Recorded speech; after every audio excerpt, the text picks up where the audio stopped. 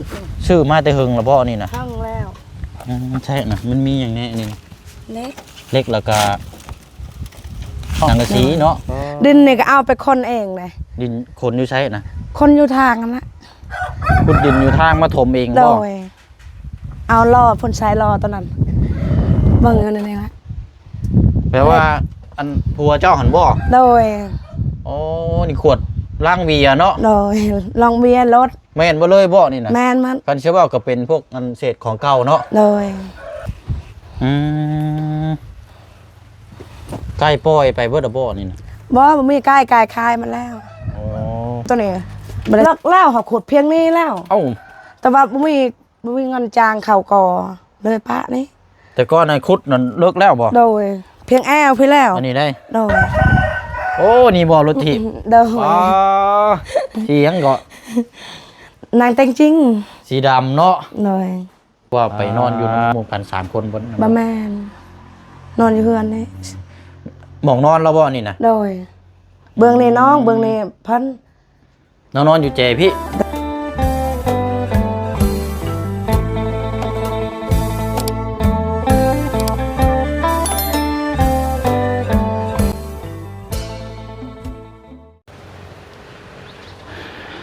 พี่น้องเนาะเปิดภาพเปิดมุมกล้องมาพบมาเจอกันอยู่ที่นี่แหละพี่น้องเนาะเสาบ้านเฮือนซานของทางน้องแต่งจริงเนาะแต่งจริงหรือว่าน้องแต่งไทยนี่แหละพี่น้องที่ทางผู้เชี่ยวชาญก็เป็นอีกคนหนึ่งที่อยากติดตามทั้งน้องเพิ่นพี่น้องเนาะทางน้องแต่งจริงเพราะว่าสัมภาษณ์น้องเพิ่นครั้งแรกแล้วก็มีพี่น้องให้ความสนใจนี่หลายพี่น้องเนาะเป็นอย่างจังว่าหลายเพราะว่ามักคำเว้าคำจาของทางน้องเพิ่นเนาะเพราะว่าทางน้องเพิ่นเวลาคำเว้าคำอันนี้นี่มักนำเสนอแบบใส่มือใช่อย่างแบบว่าแนวนั้นแนวนี้นะพี่น้องเนาะทำให้เราอยากเขามาหาทางน้องเพิ่นอีกรอบนึงแล้วก็นึงมาสำคัญก็คือทางพ่อแม่พี่น้อง FC ที่เราตามรับชมนั่นแหละพี่น้องเนาะวันนี้ก็มาอยู่หน้าบ้านเฮือนซานเราก็นี่แหละพี่น้องเดี๋ยวสิถามตัวจริงน้ำกันเนาะทางน้องเพิ่นยังบ่ทันได้มาแต่อยู่สวรรค์พี่น้องเมื่อกับพ่อจากมือหลายเช้เดินทางมาเดี๋ยวถามทางแม่แล้วทางเอื้อยเพิ่นก็หากมาแต่เอาพื้นนี่พี่น้องเนาะทางแม่น้องแต่งไทยเอากราบทักทายสบายดีและสวัสดีพ่อแม่พี่น้องเบิดสุขุสุคนนะพี่น้องเด้อเนาะมาพบมาเจอกันอีกคือเก่าคือเดิมพี่น้องเนาะเราดุนเราส้มเบิ่งน้ำกันนั่นแหละพี่น้องมื้อนี้ก็จะมาถามเรื่องราวสำหรับทางครอบครัวของทางน้องแต่งไทยเนาะถามทางแม่เราแล้วกับพี่น้องถ้าว่าเป็นไปได้ก็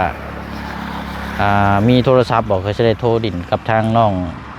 แต่งจริงเนาะแต่งจริงแต่งไทยอะไรพี่น้องอันเดียวกันเนาะกันสิว่ากัน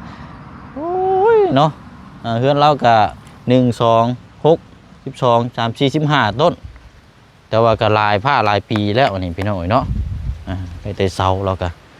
อันนี้ก็ทางพ่อกับแม่ก็หวังให้ทั้งลูกและพี่น้องสืบเรื่องต่อสำหรับทางบ้านเฮือนซานตามที่ติดตามมาเนาะพี่น้องเนาะเอาเดี๋ยวมาฮู้จักเดี๋ยวก็พูดคุยกับทางเอื้อแล้วเนาะทางแม่น้องแต่งจริงพี่น้องเนาะทางนั้นก็เพื่อนน้องใจดีทางนั้นก็โอ้หนักแหงพี่น้องเนาะโอ้ยเอาไปละต่อไปเบิ่งน้ำกันนะเอาเนาะอันนี้น่าจะแม่นพื้นอันนี้พี่น้องทางแม่เรามาหาแต่อยู่หลงอยู่ป่ากินนี่ เพื่อนกว้างยาวเท่าไรเด้นี่เนาะพ่อเราบัดเป็นคนลาวไปหน่อยเป็นคนลาวแล้วก็เป็นพ่อค้าอีกได้เป็นพ่อค้าฮับเป็ดฮับไก่มาขายอันนี้แหละพี่น้องเนาะปลูกทั้งแล้วกัน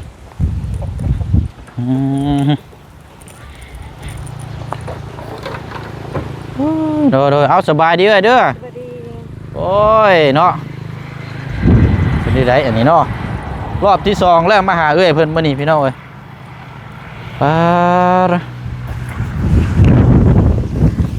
ยังบ่มาอยู่น้องแต่งจริงเนาะมายังอันนี้ปกยังอันนี้นะเอ้ยฮะเล็กสังกะสีมุ้งเขานี่บ่ดอกมัด ซื้อมาแต่หึงละบ่นี่นะ ทั้งแล้ว ใช่นะมันมีอย่างนี้นี่เล็ก เล็กแล้วก็สังกะสีเนาะ เล็กว่าสิมาเฮ็ดโค้งนี่บ่ โดย โอ้เบิ่งเด้ออันเฮาหนีบไม้นี่เว้ยจักกันนั่นเราก็เอาเจ้าถอดหมวกออกก็ได้บ่เห็นหน้าอาจจะนี่ใส่คอเสื้อจังคือว่าฝนสิตกอันนี้เนาะ โดย อืมซื้อมาแต่เฮิงแล้วบ่เอ้ย ห้องละ10 ปีแหละ อันนี้ได้ โดยกว่าละ10 ปี อ๋อ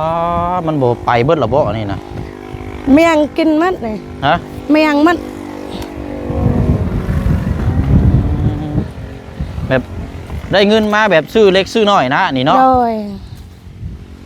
แต่เพอตะกี้เพิ่นยังมีแฮงหางานหาคำอยู่แต่ซื้อเมียนแต่เดี๋ยวนี้เราบ่มีแฮงแล้ว เออ ได้แต่ขายไก่ก็หาเสากินแรงพอได้ซื้อข้าวโล พอเราอาชีพคือรับชื่อพวกไก่พวกอย่างมาขายเนาะ โดย เอาเงินผัวเจ้า โดย อายุเราก็ทั่ว70บ่จะบอก โดย นะอืมจักย่ำไรแล้วนี่ก็เนาะเล็กจนว่าขี้เมี่ยงเนาะ ขี้เมียงมาเลยนี่ โอ้เนาะบัดนี้อันเฮือนนี่กว้างยาวเท่าไรเอ่ยนี่น่ะเฮือนเจ้านี่น่ะ บ่ฮู้ได้ พอเลย15เนาะหรือว่าประมาณ12กว้างนี่ประมาณโอ้ยันเก้าคนบ่จักเนาะ9คูณ12หรือ15นี่บ่จักนี่เนาะถือว่าหลังใหญ่จักปีแล้วก็ตั้งแต่จักปีแล้ว โอ้กว่าละ10 ปีอ่ะ อันนี้ได้ โดย เออ นี่จ้างเพิ่นต่ออีก ต่อเสาอันขึ้น โด บ่ ยแต่ว่าตอนตั้งนี่อ้ายอยู่ชายแดนเราให้ยืมเงินลาว5 ล้าน เออ เฉพาะได้ตังค์นี่ โดย ตะกี้เช้านี่นอนคือเก่าบ่มีเงินตังค์เพิ่นก็อยากช่วยเหลืออยู่อยากซอยอยู่คนทุกข์คนยากเพิ่นให้5 ล้าน ดอกเบี้ยยังบ่มีแล้วเพิ่นบ่ได้เอา อืม เพิ่นว่ามียามใดช่องยามนั้นให้หาเงินเลี้ยงลูกเลี้ยงเมียพ่อเพิ่นว่ามีชำใดช่องชำนั้น เดี๋ยวนี้ได้ซะ เดี๋ยวนี้ก็คือเก่า เออ เดี๋ยวนี้บ่มีเงินล่ะก็เลยปะในนี้เมียน จักยามไรแล้วสิได้ขึ้นนี่เนาะ โดย ขึ้นโค้งหลังคานี่เนาะ โดยดินนี่ก็เอาไปคนเองเลย ดินคนอยู่ใช้นะ คนอยู่ทางนั้นละ ขุดดินอยู่ทางมาถมเอง โด บ่ ยเอาล่อพ่นใช้ล่อตอนนั้น อ๋อ ทองผู้เมียขุด โดยอ่ะย่างลงไปพุ่นก็ได้เอ้ยส่งผู้เมียขุด โดย ซอยกันชุมเจ้าแน่เนาะ โดย ปึ๊บอืม เอาล่อตอนนี้ละใส่ อันนี้บ่ โดย ใช้ขี้ดินยู่อัน โด นี้ ย เนาะล้อนี่ก็ล้อเล็กเนาะ เล็กพุ่นฝนเก็บลงเบียร์เมียนไปแสดงมาแต่ขากายของมือฝนเก็บ ไม่ย่างนะ ลงเบียร์เล็ก ใช่นะ โดย ขวดเบียร์บ่ โดย อ๋อใช่ทางเข้าอยู่ใช่นะ มันไม่ทางเขาเบิ่งอยู่ในนี้ละ แปลว่าอันผัวเจ้าหันบ่ โดย อ๋อนี่ขวดล่างเบียร์เนาะ โดยลองเบียร์รถ แม่นบ่เลยบ่นี่นะ แมนมัน กันเชื่อว่าก็เป็นพวกอันเศษของเก่าเนาะ โดย เศษของเก่าของขาย เพิ่นซื้อเก็บเมียนลามันขมะขมังราคานี้ละ เออของเก็บของเก่าเนาะกันเชื่อว่าก็เนาะอันนี้แต่ก่อนนี่ไม่ใช่นี่เฮือนครัวบ่ มันคั่วยามพลมืดนี่เปียกพลสะมันบ่มีมันให้กิน แล้วเจ้าหนึ่งข้าวหนึ่งน้ำมาอยู่นี้บัดนี้ โด เนาะ ย โอ้เฮามามื้อนั้นก็บ่ได้ย่างออกมาเบิ่งทั้งพี่เด้อ นี่ทางนี้น่ะเป็นห้วยเป็นห้อง โดย โอ้นี่พี่น้องห้วยห้องบึงอ๋อโชเนาะปู่พูดดีรอน้ำมันเป็นหยังใช้เอ้ยน่ะคอกหยังอันน่ะ ขอกไก่ คอกไก่แพ้นั่นน่ะ ขอกไก่เฮานี่ มีไก่อยู่บ่ หมัดแล้ว ใช้พาไปเบิ่งเด้ เฮานึกว่าห้องน้ำเลยบ่แม่น บ่ บ่ แม่นบ่มีห้องน้ำ โอ้ ใส่ซักซีหมดนี่ยามพลบ่มีมันนอนเลย อืม พระมัน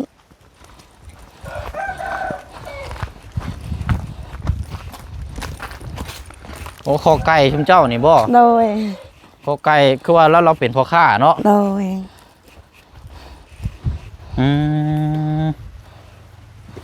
ไก่ปล่อยไปเบิดบ่นี่นะ บ่มีไก่ขายมันแล้ว อ๋อ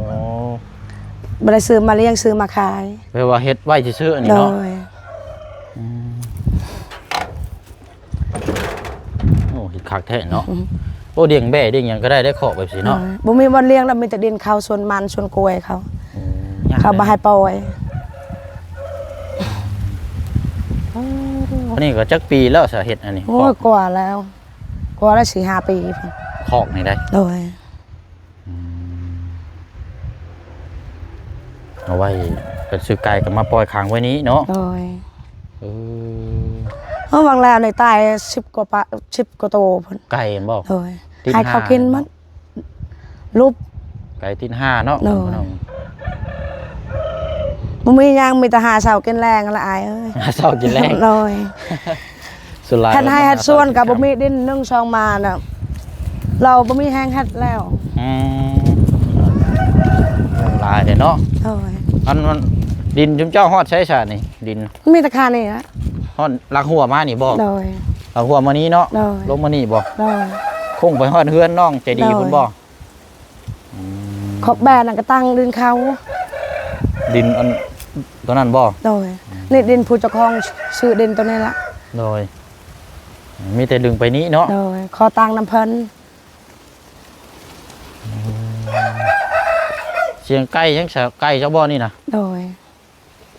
ไก่ตีบ่ โดย โอ้โอ้เรามักเลี้ยงไก่เนาะผัวเจ้าเนาะ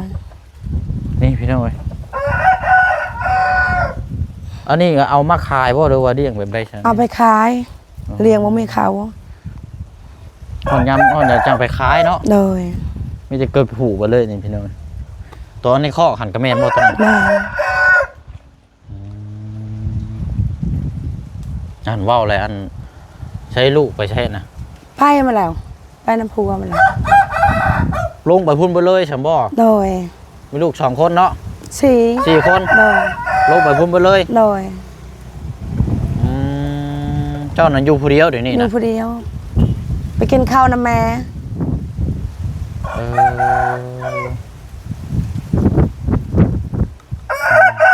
เป็นจังได้น้องแต่งจริงโทรมาหาเจ้าอยู่บ่ บ่มีโทรศัพท์ เอ้าติดต่อได้นี่ได้ฉบับนี่ บ่นำไอ้เลี้ยงกันละน้องเลี้ยงกันละ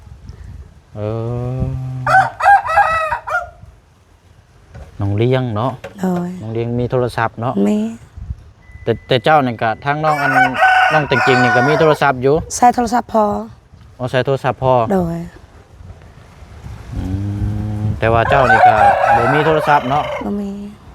มานี่เนาะเด้อย่างไปพุ่นกันอีกก็ได้ใช่ไหม เนาะอันนี้เฮือนนี่เนาะ หลับหมองนอนท่อยังเฉยเนี่ยเฮ็ดยังอันนี้นะ โทรห้องน้ำ ชื่อเตยเฮิงแล้วบ่นี่กะ โอ้ยกว่าหลาย10 ปีล่ะ โอ้ยมีแต่แนว10 ปลายปีแท้ บ่ไอ้นี่ดาเขาบ่เคยตัว เออ เฮิงแล้ว แต่บ่มีเงินเฮ็ด ชื่อแล้วว่าสิเฮ็ดห้องน้ำซั่นบ่ ลูกซื้อให้ อันนี้ได้ ลูกชายซื้อให้ ลูกชายเจ้าหั่นบ่ โดย อืม ลูกชายทางพัวนั่นละ โดย ลูกชายเมียกกแล้วนั้น โดยชื่อให้ โดย แต่ว่ายังบ่ทันได้เฮ็ดห้องน้ำอยู่เนาะ โดย อืม จ้างเขาขุดแล้วสุดก่อนบ่มีเงินแล้วเล ใช่ ย นะ ปะนี่คุมตั ขุ ว ด นี้ แล้วบ่ โดยนี่คุมตัวนี้เลิกแล้วเขาขุดเพียงนี้แล้ว เอ้า แต่ว่าบ่มีเงินจ้างเขาก่อเลยปะนี่ แต่ก่อนในขุดนั่นเลิกแล้วบ่ โดย เพียงแอวพี่แล้ว อันนี้ได้ โดย เขาว่าเฮ็ดห้องน้ำอยู่นี้นี่ โด เนาะ ย นี่พี่น้องเอ้ยบัดนี้อันบัดนี้มันคือตื้นได้ฉะบัดนี้ ตื้นมันกว่า10 ปีแล้ว ไปค่ายบ่ดินมันลงเลยเนาะ โดยเด่นมันลง โอ้ ตะกี้เพียงพี่แล้วเขาขุดช่องพ่อเมียเขา ขุดเองว่าสิเฮ็ดห้องน้ำแล้วบัดนี้ โดย บ่มีงบต่อก็เลยโกนชื่อๆแต่นี่เนาะ โดย อืม ลูกเพิ่นให้แต่อันนี้ ซื้อให้แต่ตัวนี้เพิ่นว่าชุบเจ้าหาเงินจ้างเองเลยบ่มีเงินเลยปะอัน ทอนะเฮาซื้อให้จังซี่เนาะ โดย อันสิว่ากันเนาะ โดย จากยามไหลแล้วบาดนี้เนาะมีแต่ข้าวป่าเดี๋ยวนี้เนาะ โดย พี่น้องเอ้ยโอ้ผมยังฉานี่ กล้วย กล้วยแฮวเนาะ โดย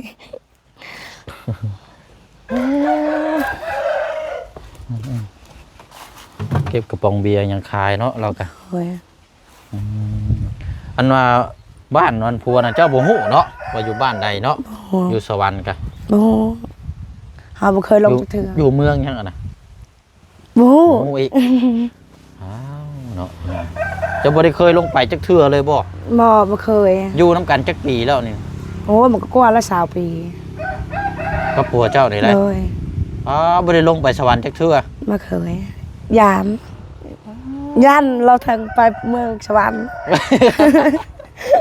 มันสร้างว่าอีกแล้วอันนี้พี่น้องเอ้ย ยาม เป็นนี่ได้คือว่าญาติ ย่านบ่รู้จักปานในภาษาลาว เอ้าวันว่าไปน้ำพัวจังซี่แล้วบ่ได้ไปจักเทื่อบ่ ผัวลองแต่ผัวเดียว อืม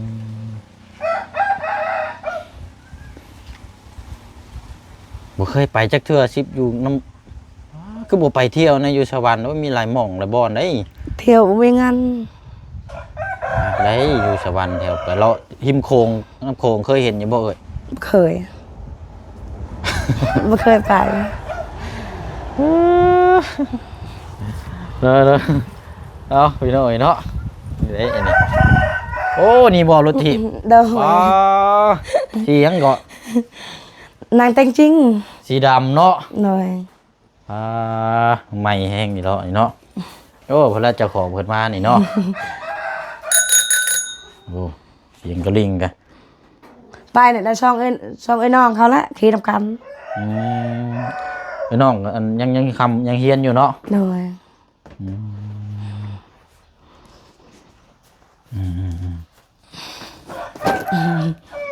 อันนี้หลอกโซลาร์เซลล์เนาะ หน่อยอันนี้ก็ลูกชายซื้อให้ อันนี้บ่ โดย ลูกชายอันเมียเก่า ผู้เอา บ่ เมียอยู่บนดงหั่น อ๋อเราเหมาเมียอยู่พี่ โดย แต่ว่าเราก็เป็นคนลาวเนาะ โดย แบบคันสิว่าก็ลูกเมียเก่าซั่นบ่ โดยลูกเมียเก่า อ๋อโอ้ใครอยู่เพิ่นก็ยังเบิ่งแยงนํอยู่เนาะ โดย โอ้ยโดยเอา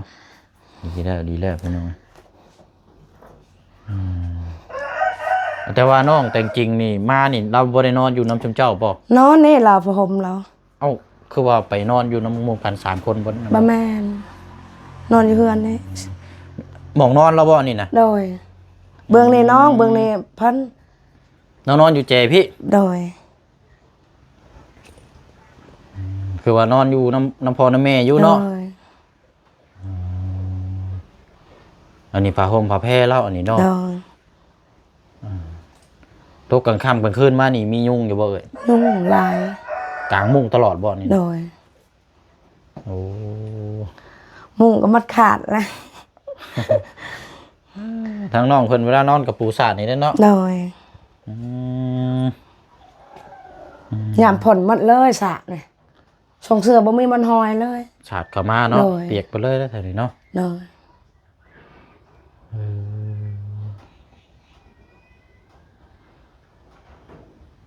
ประมาณอีกมื้อ2มื้อเนี่ยมาจักเนาะมาเนาะน้องเจ สระยัง3มื้อเพิ่นว่า 3มื้อบ่ โดย อันนี้เราเมื่อเฮ็ดบุญนำแม่เฒ่าเนาะ โดย มาเฮ็ดบุญแจก โดยมาลงแล้วว่ามึงกินโกจีนซะเมื่อบ่ซาอยู่เฮือน กุดจีนเอาเป็นคนจีนบ่ คนลาวเราลูกสอดเวียดแต่ว่าเมื่อแบบว่าปีใหม่อะนะเมื่อเล่นปีใหม่ เป็นคนลาวแต่ลูกช่อนเวียด โดย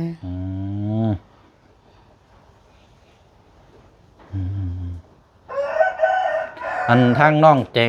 งจริงนี่เป็นคนแรกเด้อบ่ที่จะเอากับเรา โดย เป็นลูกกกเลยเนาะ เลย จะลูกไล่ลูกน้ำกันนะ4คนใช่บ่ 4 คนผู้หญิง2ผู้ชาย มี2ชาย 2โดย 2อันผู้หญิงนี่ก็ใหญ่แล้วบ่น้องบ่ 3 ปีนะ